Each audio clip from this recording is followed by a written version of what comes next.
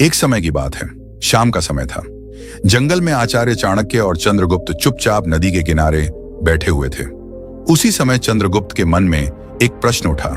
उसने आचार्य चाणक्य की ओर देखा और विनम्र स्वर में पूछा, हे गुरुदेव, जीवन में भला सफलता कौन नहीं चाहता?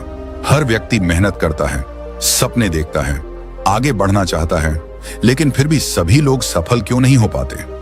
क्यों कुछ लोग बहुत प्रयास करने के बाद भी वहीं के वहीं रह जाते हैं, जबकि कुछ लोग आगे निकल जाते हैं? चाणक्य ने अपनी गहरी दृष्टि से चंद्रगुप्त को देखा। कुछ क्षणों तक मौन रहे, जैसे वह उसके प्रश्न को भीतर तक महसूस कर रहे हों, और फिर गंभीर स्वर में बोले, चंद्रगुप्त, जीवन में एक बात सदैव स्मरण रखना, इस संसार में सफलता उन्हें नहीं मिलती जो केवल मेहनत करते हैं, लगन रखते हैं या बड़े बड़े सपने देखते हैं।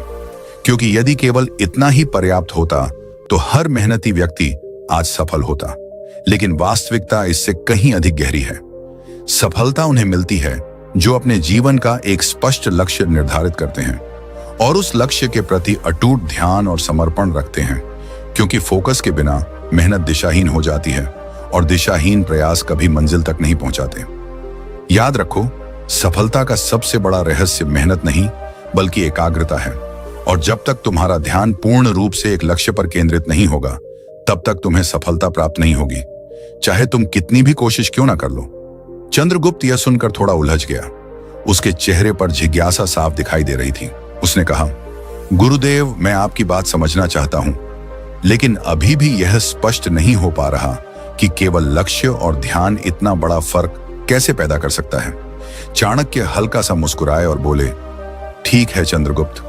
यह कहकर वह उठे और चंद्रगुप्त को अपने साथ जंगल के अंदर ले जाने लगे। कुछ दूरी पर एक नदी बह रही थी, शांत लेकिन गहरी। उसके किनारे छोटे छोटे पत्थर बिखरे हुए थे। चाणक्य वहीं रुक गए और बोले, इन पत्थरों में से एक सफेद गोल पत्थर ढूंढ कर लाओ। चंद्रगुप्त ने तुरंत पत्थरों को देखना शुरू किया। वह एक एक पत्थर को उठाकर देखने लगा, लेकिन वहां इतने सारे पत्थर थे कि उसका ध्यान बार बार भटक रहा था। कभी वह एक पत्थर को देखता, कभी दूसरे को। कभी उसे लगता कि शायद यह सही है, लेकिन फिर उसे लगता कि नहीं, शायद कोई और होगा।